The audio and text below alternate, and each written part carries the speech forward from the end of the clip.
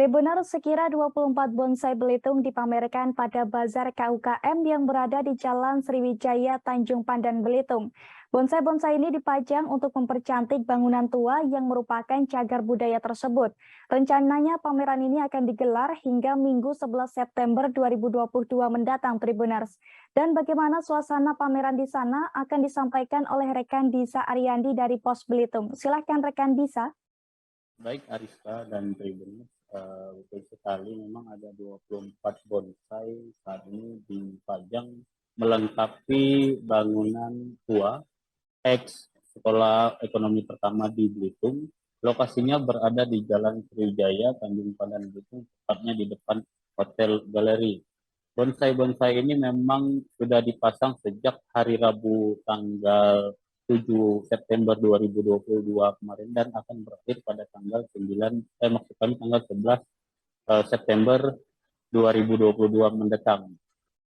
Pameran bonsai ini bersamaan dengan pelaksanaan Bazar UMKM yang mendukung kegiatan BNM G20 ataupun pertemuan Menteri Pembangunan dari 20 negara di dunia.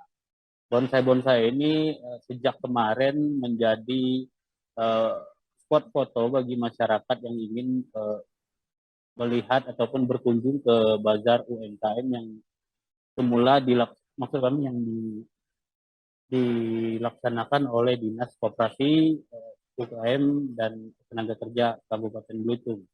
Nah, bonsai-bonsai ini merupakan bonsai khas Belitung berupa bonsai sapu-sapu, bonsai pohon dan pohon lainnya maksud kami, Ariska.